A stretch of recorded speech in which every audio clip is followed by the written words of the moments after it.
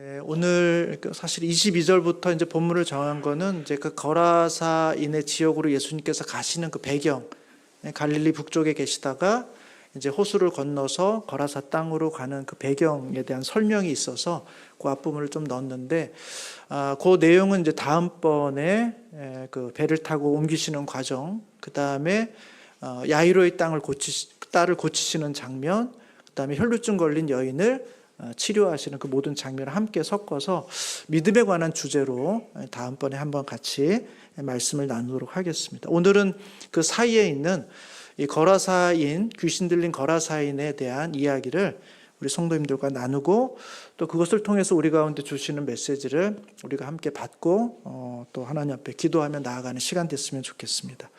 오늘 이야기는 크게 이야기하면 예수님께서 귀신 들린 사람을 고쳐주셨다는 얘기입니다. 그 귀신으로부터 이를 구해주셔서 귀신을 내어 쫓아주셨다 하는 이야기로 간단하게 정리할 수 있습니다.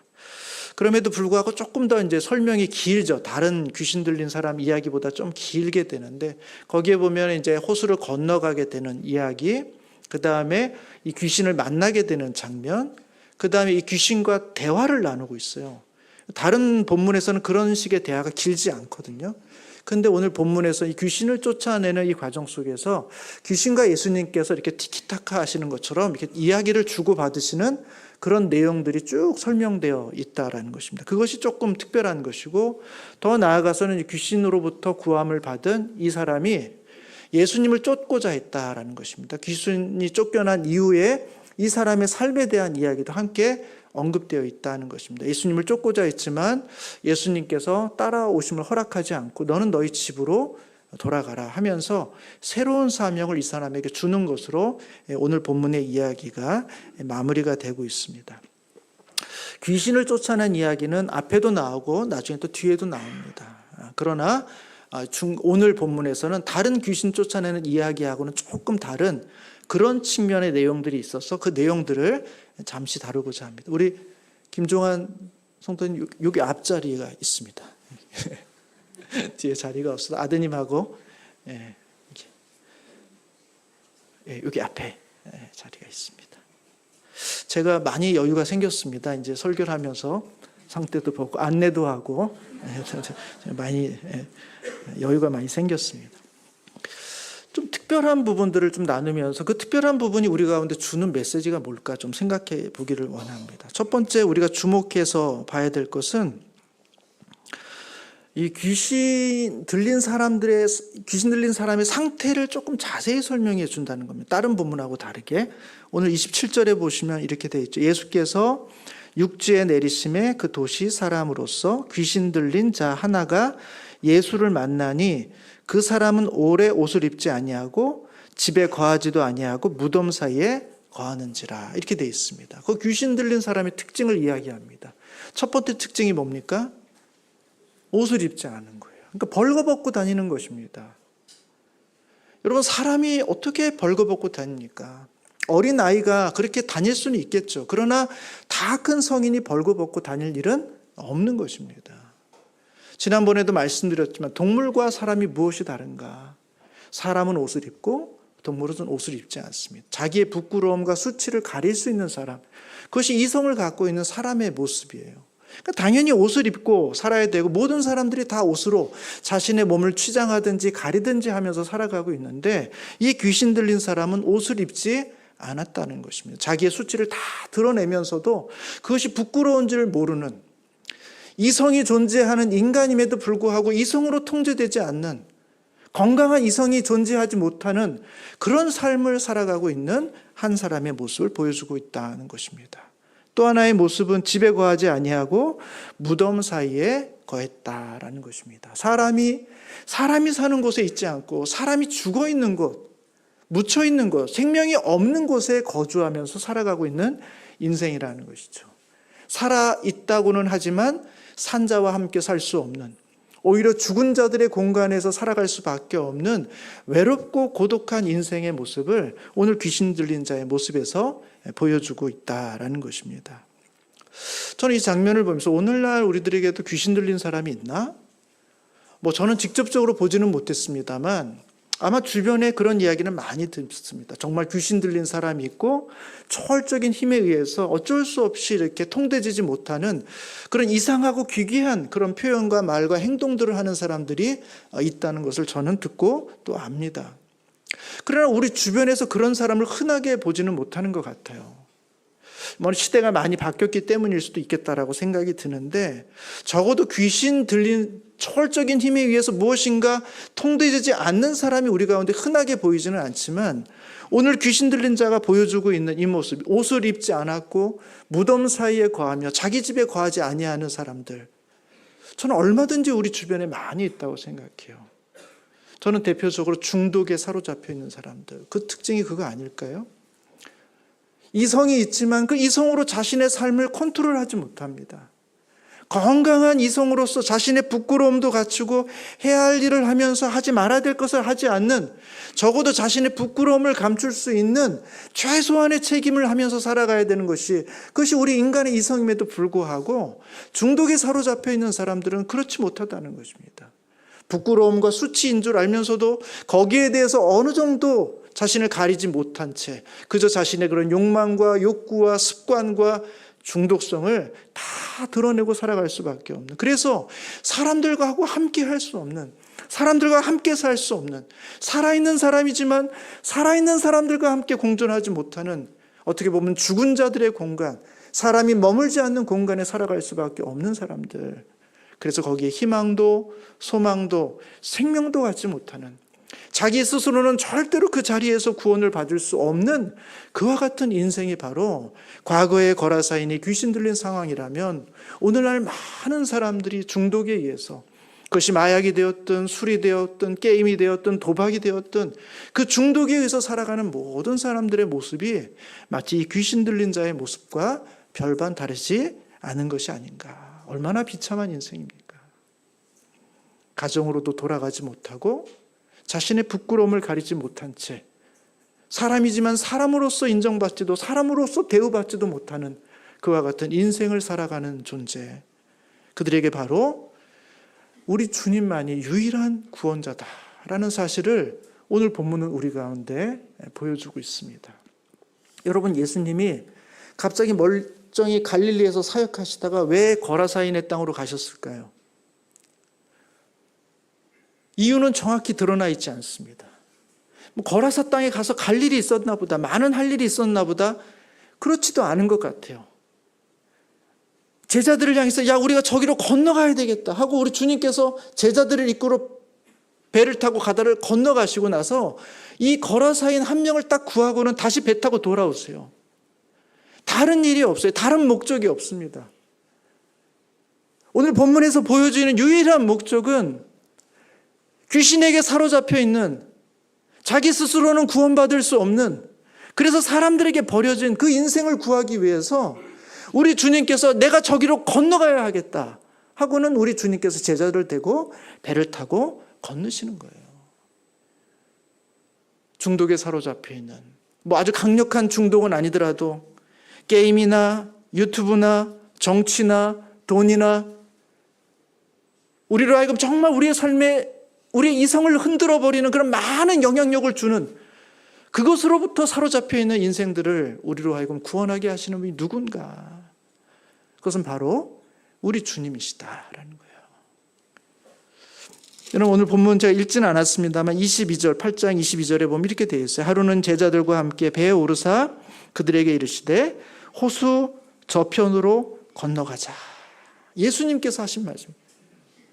호수 저편으로 건너가자. 왜요? 거기에 거라사인이 있기 때문에 그래요. 귀신 들려서 스스로는 구원받을 수 없는 그 사람이 거기 있기 때문에 우리 주님은 그를 구원하기 위해서 홀로 제자들과 함께 배를 타고 건너고 있는 장면을 보여주고 있다는 것입니다. 이게 바로 오늘 본문의 이야기죠. 또 하나 오늘 본문의 특징적인 이야기는 뭐냐면, 그냥 귀신을 쫓아내면 되잖아요. 주님이 힘이 있으시니까.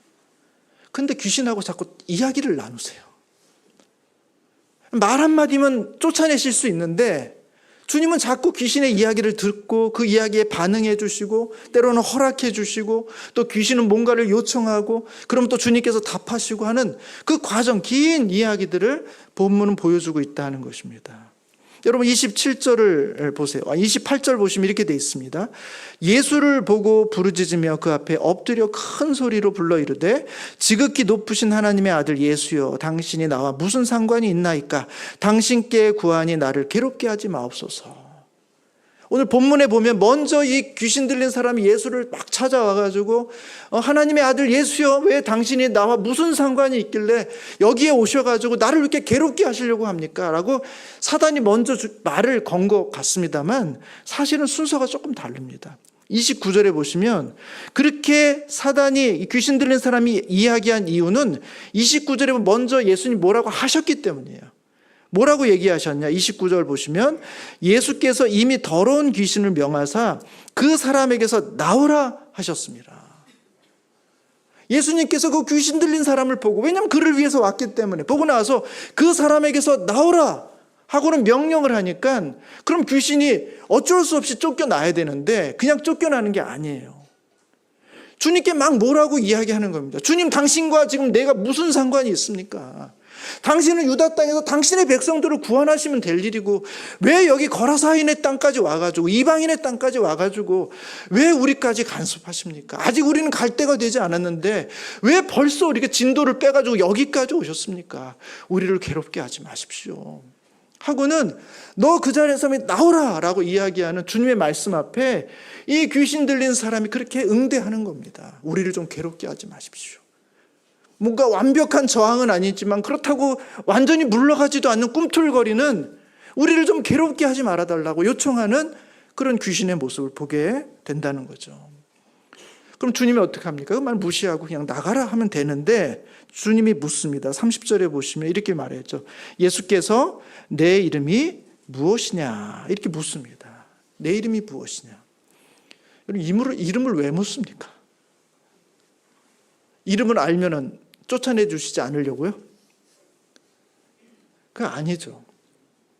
여러분 이름을 묻고 그 이름에 답을 하면 답을 한 사람이 지는 겁니다. 강자는 묻고 약자는 답을 하는 거예요. 자기 이름을 이야기하는 거예요. 여러분 창세기 32장에 보면은 야곱이 하나님의 천사와 씨름하는 장면이 있습니다. 계속 밤이 새도록 씨름하는데 이거 앉으려고 하죠. 나중에 하나님의 천사가 묻습니다. 도대체 너 이름 뭐냐? 이렇게 물을 때 야곱이 제 이름은 야곱입니다. 이렇게 이야기하는 장면이 있어요. 그거는 묻는 자, 하나님, 대답하는 자, 야곱. 강한 자와 약한 자의 어떤 그 대결 구도, 그 수직적인 모습을 보여주고 있는 거예요. 마찬가지입니다. 도대체 너 나가라 그러면 나갈 거지. 왜 안 나가고 있는 거야? 왜 버팅기고 있는 거야? 너 이름이 뭐야? 라고 물을 때 이 귀신 들린 사람은 그 이야기에 대한, 그 이름에 대한, 주님의 물음에 대한 답을 하게 되는 거죠. 그것이 약자라는 것을 의미합니다. 그 이름이 뭐죠? 30절에 보시면 군대라고 되어 있습니다. 군대. 군대가 뭐냐 하면 이제 헬라어로 레기온이라고 되어 있습니다. 레기온은 로마의 군대 단위예요. 단위. 그 군단 정도 되는 규모랍니다.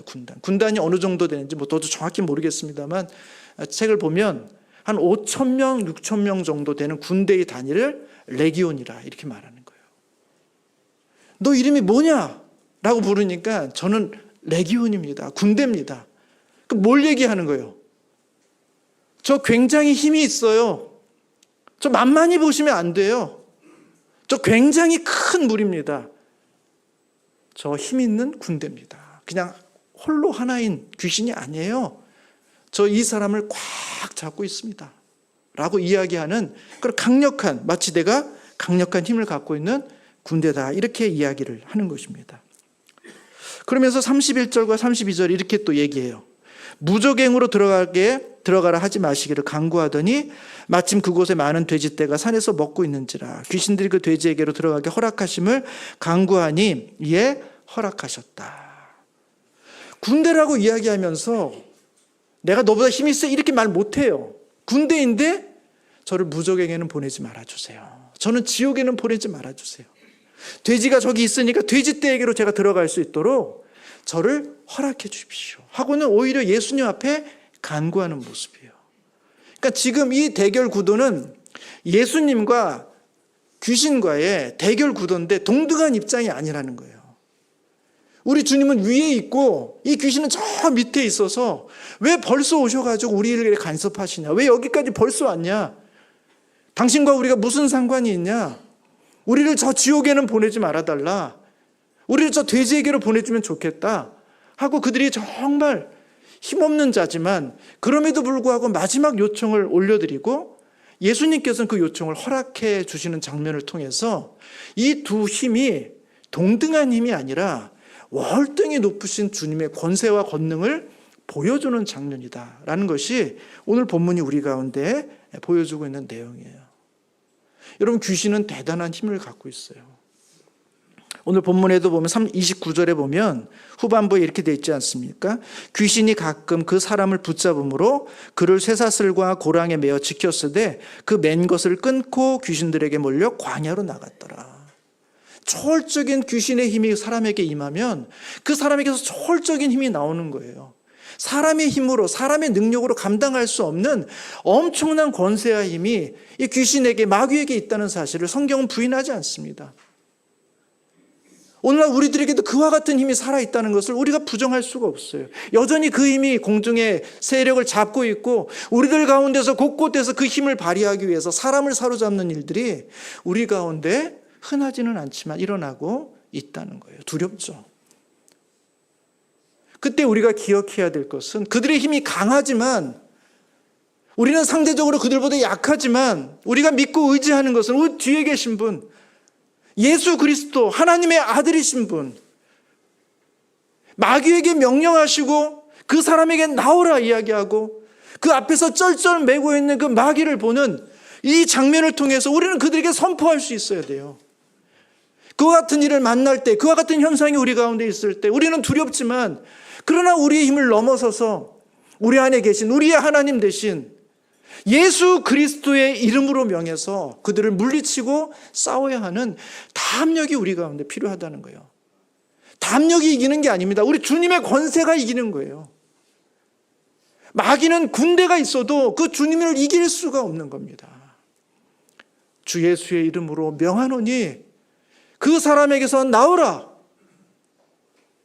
떠나가라 하는 그 권세와 능력이 우리 안에 있음을 믿고 예수 앞에 나아가도록 오늘 본문은 우리 가운데 예수의 힘을, 권능을 보여주고 있는 장면이다라는 것을 우리는 놓치지 말아야 된다는 것입니다. 사랑하는 성도 여러분, 예수 그리스도의 이름을 믿으시는 우리 성도님들 되시기를 주님의 이름으로 축복합니다. 그분이 우리에게 힘이 되시는 거예요.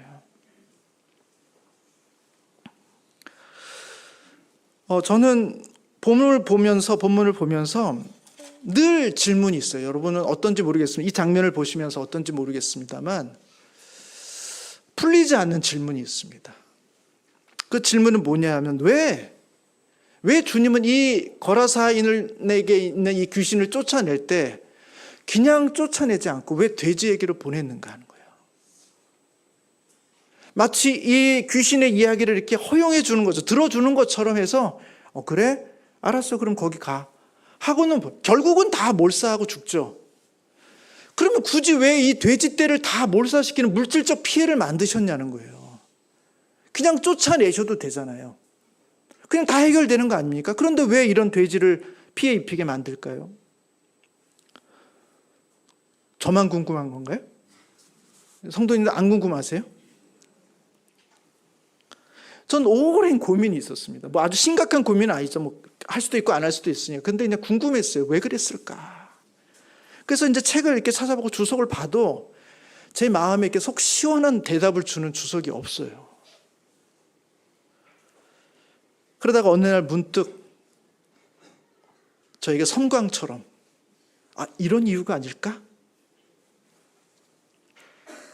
제가 오늘 그 놀라운 비밀을 제가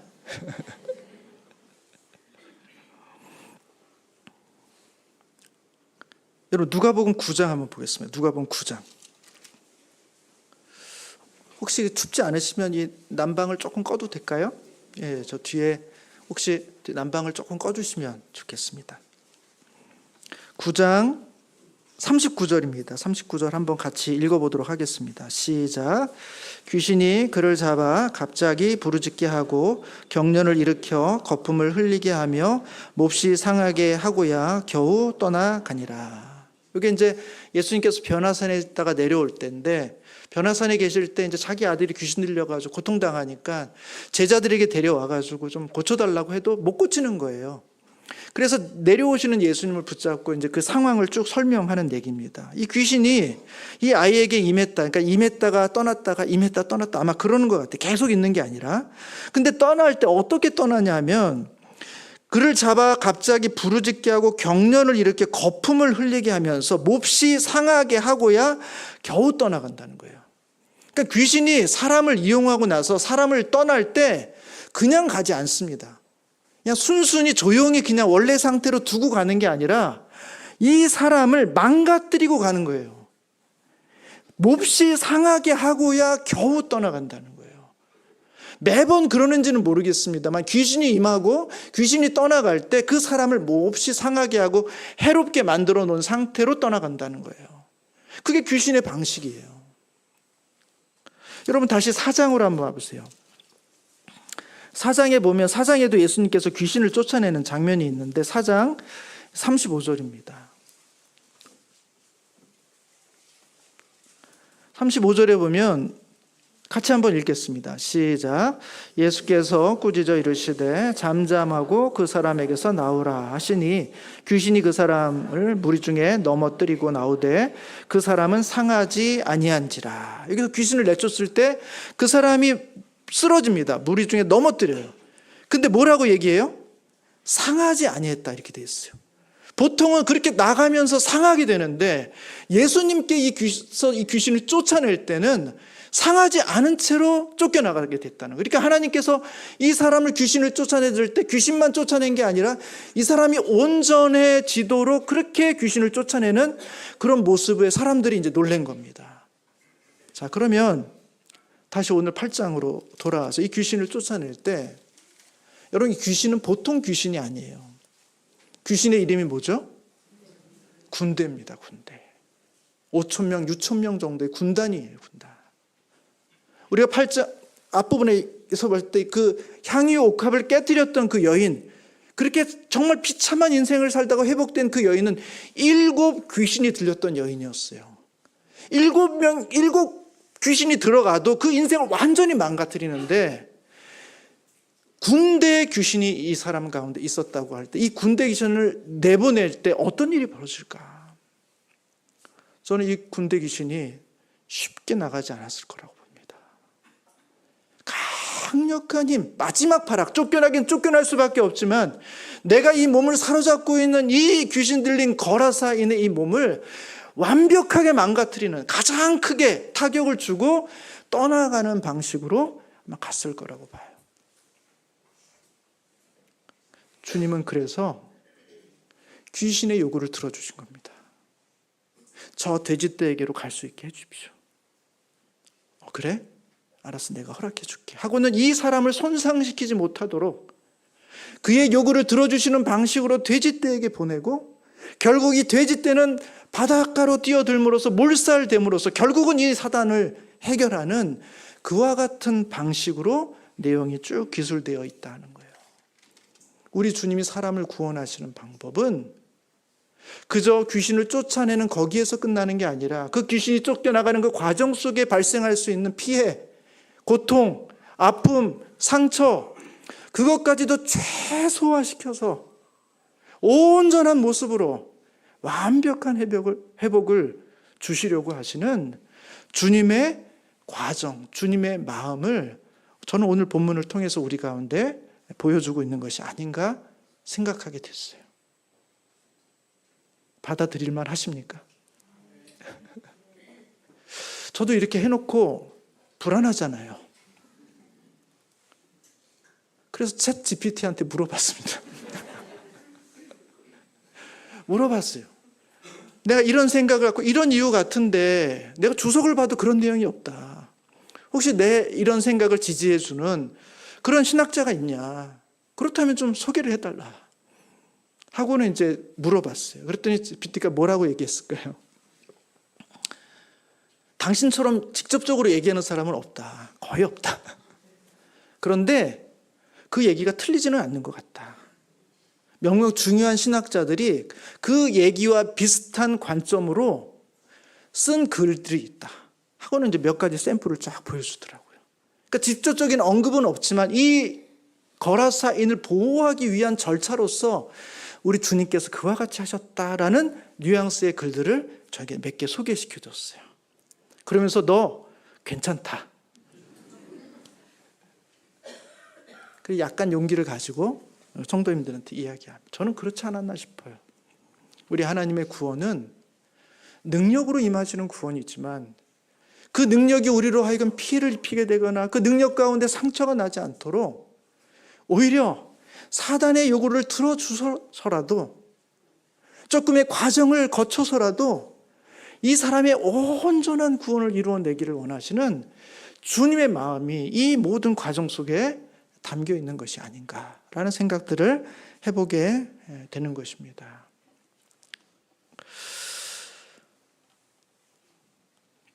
여러분, 이 장면을 통해서 저는 세 가지 이미지가 떠올라요. 하나는 예수님이 용사예요. 용사. 대장입니다. 그래서 적진 깊숙이 들어가는 거예요. 혼자. 저기 거라사인이 거하는 곳에 군대가 있어요. 우리 주님은 안전한 유다 땅에 있습니다. 그러나 내가 저기를 점령해야 되겠다. 저기도 하나님의 땅이다. 저기도 하나님의 역사가 임해야 되겠다. 내가 저기에도 하나님의 씨를 뿌려야 되겠다. 주님은 홀로 제자들을 이끌고 배를 타고 건너가시는 거예요.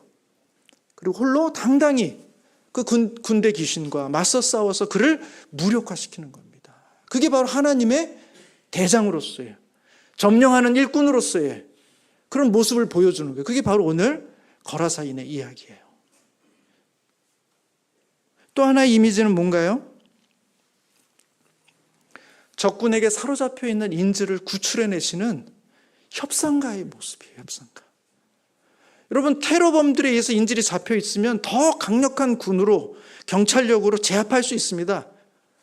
힘이 부족하지 않아요. 힘으로 다 때려 눕힐 수 있어요. 다 잡을 수 있습니다. 그러나 그렇게 하지 않죠. 왜? 인질을 보호해야 되니까. 테러범들을 제거하기를 원하는 거지 인질이 손상되기를 원하지 않으니까. 주님의 마음은 적을 몰살시키는 게 아니라 그 몰살의 과정 속에서도 하나님의 백성을 살려내기 원하시는, 한 명의 손상도, 작은 손상도 일어나게 하지 않으시는 하나님의 따뜻한 협상가의 마음이 담겨져 있는 거예요. 적어도 나의 백성은 단 하나도, 머리털 하나도 손상되지 않고 내가 구원하겠다 하는 주님의 의지와 열정이 이 이야기 속에 담겨 있죠. 그래서 이 장면에는 그런 어떤 장군으로서의 모습도 있지만 협상가로서 그 귀신들을 달래가면서 그들의 요구를 일부 들어주면서, 그러면서도 이 사람을 온전히 구원하시는 하나님의 모습이 녹아 있다라는 것입니다. 그리고 마지막 세 번째 이미지는 하나님께서 이 하나님 나라의 씨를 거라사인의 땅에도 뿌리시고 있구나라는 거예요. 우리가 이전에 8장 앞부분에서 봤던 것처럼 씨 뿌리는 자의 비유처럼 우리 주님께서 씨를 막 뿌리는데 그 뿌리는 씨가 길가에도 떨어지고 돌밭에도 떨어지고 가시덤불에도 떨어지고 족토밭에도 떨어지는데 그 씨가 이제 궁극적으로 거라사인의 땅, 그 땅에도 뿌려지게 된 거예요. 제가 설교를 준비하면서 처음 알게 됐는데 우리 주님께서 유대 땅에 주로 다니시고 갈릴리 지역에 있고 때로는 사마리아인 지역을 지났지만 우리 주님께서 이방인의 땅으로 직접 들어간 사건 이거밖에 없습니다. 이방인이 찾아와서 만나주시고 그를 구원해 주시는 일은 있지만 우리 주님께서 직접 이방인의 땅으로 간 건 처음이에요. 그리고 마지막입니다. 우리 주님은 주님의 백성들을 위한 하나님뿐만 아니라 이방인들의 하나님, 내가 그들의 위에도 하나님의 씨를 뿌리리라, 하나님의 역사, 하나님의 나라가 왔음을 그들에게도 알려주리라 하는 그 기대와 소망을 가지고 이방인의 땅에 가셔서 하나님의 나라의 일들을 보여주시고 경험케 하시는 은혜를 보여주고 있는 장면. 이것이 바로 거라사 땅 사람의 이야기라는 것입니다. 이제 우리의 관점은 궁금한 건 이거예요. 과연 그 땅에 뿌려진 씨는 열매를 맺었는가? 아쉽게도 열매를 맺지 못한 것 같아요. 예수님께서 그와 같은 일을 하고 나서 그 모든 걸 다 본 사람들이 있죠. 34절에 보시면 돼지를 치는 사람들이 그 모든 일을 다 봤습니다. 치던 자들이 그 이루어진 일을 보고 도망하여 성내와 마을에 알리니 사람들이 그 이루어진 일을 보러 나와서 예수께 이르러 귀신 나간 사람이 옷을 입고 정신이 온전하여 예수의 발치에 앉아 있는 것을 보고, 돼지를 치던 사람들이 이 모든 일을 다 봤어요. 그리고 그 사람들이 마을에 가서 불러왔던 사람들은 놀라운 장면을 봤어요. 그 귀신 들렸던 사람이 예수의 발치 앞에서 옷을 입고 있는 거예요. 그는 옷을 안 입는 사람이에요. 통제가 안 되는 사람이고 사람들 가운데 같이 거하지 못하는 사람입니다. 그런데 그가 옷을 입고 예수의 발치 앞에 얌전히 누워있는 이 모습을 볼 때 사람들은 뭔가 대단한 일, 놀라운 일이 벌어졌구나 라는 사실을 알았을 거예요. 그런데 그들의 마음은 두려움이었어요. 36절에도 보면 귀신 들렸던 자가 어떻게 구원을 받았는지를 본 자들이 그들에게 이르매, 그들이 다 들었던 거죠. 그런데 이들의 결론은 뭡니까? 37절 한번 같이 읽겠습니다. 시작. 거라사인의 땅 근방 모든 백성이 크게 두려워하여 예수께 떠나가시기를 구하더라. 예수 떠나가시라고 그러니까 예수님께서 떠나가시는 장면이죠. 하나님 나라에 놀라운 기적이 임했는데 그 기적을 보면서 은혜로 삼지 않고 거기에 소망으로 삼지 않고 오히려 우리에게 위협이 된다고 생각해서 예수를 떠나가라고 이야기합니다.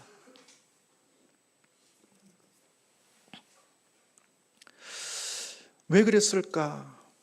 아마 경제적인 손실을 크게 봤기 때문에 이분이 계속 여기서 활동하면 또 다른 손실이 있지 않을까 하는 두려움이 이들을 사로잡아서 예수를 떠나게 한 것은 아닐까, 이렇게 학자들은 봅니다.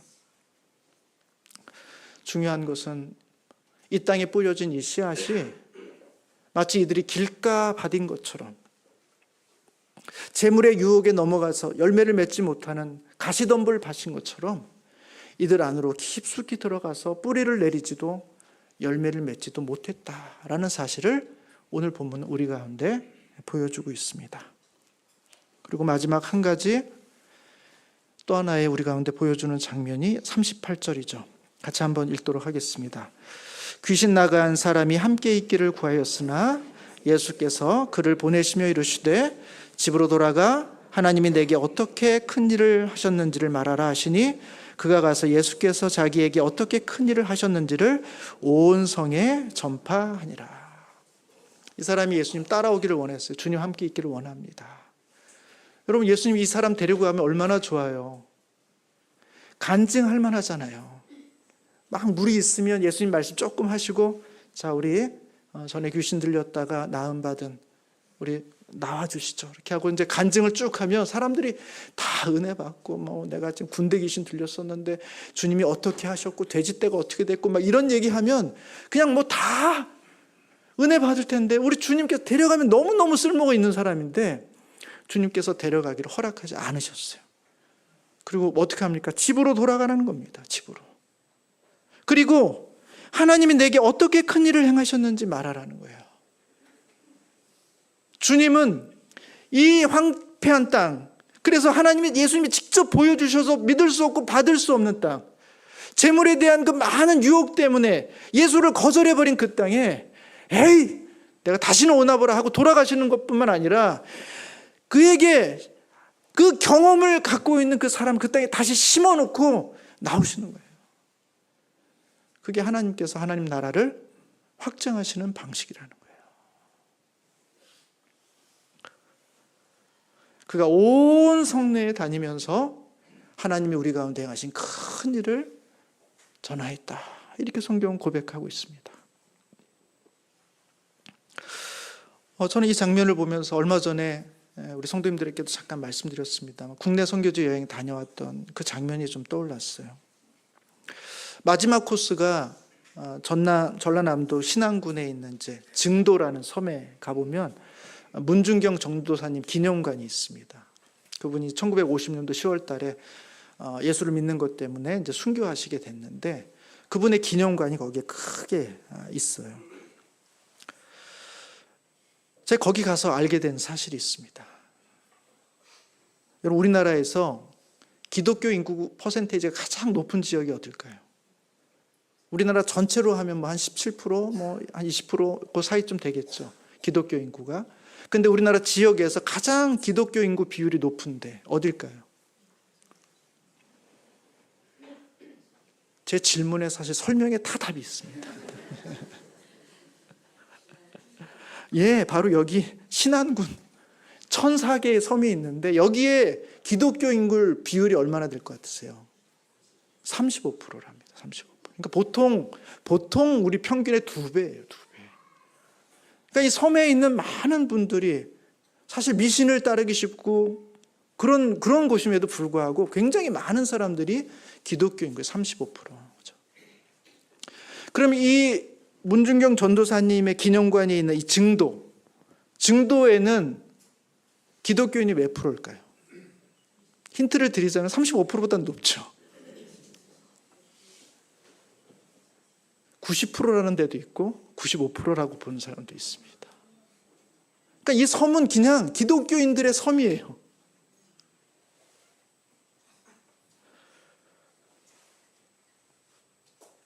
이 섬에는 3가지 없는 게 있답니다. 그게 아마 일반인들이 말하는 없는 거 3가지랑 기독교인들이 말하는 없는 거 3가지가 조금 다른 것 같아요. 첫 번째 없는 거, 일반인들이 말하는 첫 번째 뭐가 없을 것 같으세요? 담배 가게가 없답니다. 담배 가게가. 두 번째는 경유차가 없답니다. 환경을 굉장히 중요하게 생각해서 여기에 경유차가 없도록. 세 번째는 공해가 없답니다. 아마 그런 환경적인 측면에서 아마 그렇게 했겠죠. 근데 기독교인이 말한 저에게 설명해 주시는 분이 했던 3가지 없는 게 있어요. 첫 번째, 무당이 없답니다. 여러분, 섬마을에 무당이 없어요. 말이 됩니까? 또 뭐가 없을까요? 절이 없답니다.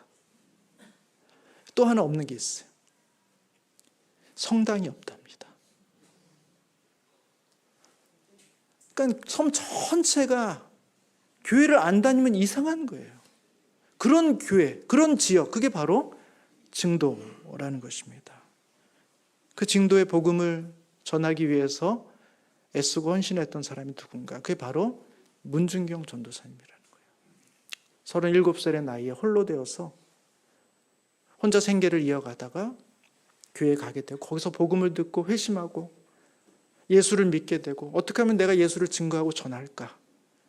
서울에 있는 신학교까지 오고 가면서 방학이 되면 틈틈이 섬을 두루두루 다니면서 길이 열리면 그 뻘을 지나서 섬을 이어가고 때로는 배를 타고 다니고 고무신을 신고 9켤레의 고무신이 다 달아 없어질 때까지 그 섬을 계속해서 누비면서 복음을 전했던 여인, 그게 바로 문준경 전도사의 이야기라는 거예요.